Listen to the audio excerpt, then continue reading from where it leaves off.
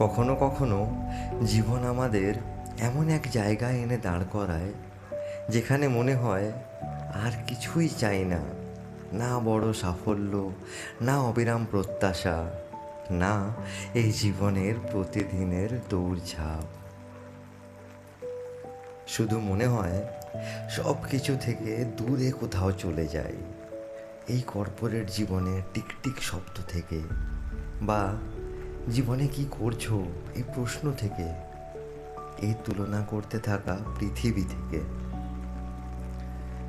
মনে হয় একটা ছোট্ট ঘর হোক, কম কিছু জিনিস হোক, কম কিছু মানুষ হোক, আর একটা শান্ত জীবন হোক, যেখানে নিজেকে প্রমাণ করার কোনো তাড়না থাকবে না।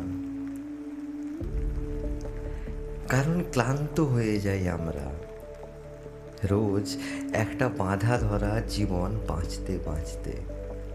একই সকাল, একই ভিড়, একই কৃত্রিম হাসি, একই অবসাদ।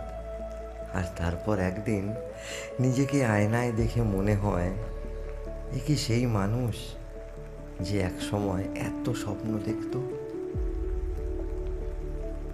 তবে সমস্যাটা আমাদের মধ্যে নয়, হয়তো আমরা এমন একটা পৃথিবীতে বাঁচতে বাঁচতে ক্লান্ত, যেখানে মানুষের মূল্য তার শান্তি দিয়ে নয়, তার ব্যস্ততা দিয়ে মাপা হয়। তবুও জীবন শুধু দৌড়ে যাওয়ার নাম নয়, মাঝে মধ্যে থেমে যাওয়াটাও জরুরি, নিজেকে আবার নতুন করে খুঁজে পাওয়ার জন্য।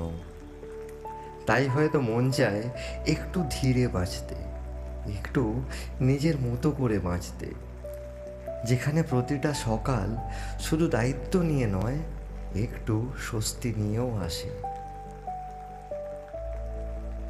আর তাই সব কিছু ছেড়ে চলে যাওয়ার দরকার নেই, দরকার শুধু এই বাঁধাধরা জীবনের মাঝেও নিজের জন্য একটু আকাশ বাঁচিয়ে রাখা, যেখানে সাফল্যের হিসেব নয়, শান্তিটা বেশি গুরুত্বপূর্ণ হবে।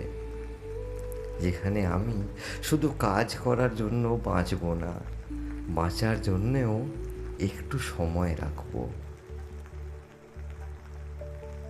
কারণ জীবনটা শুধু টিকে থাকার জন্য নয়, মন ভরে বাঁচার জন্যেও জীবন। মাইন্ড একুশ, কারণ অনুভূতিরাও কথা বলে।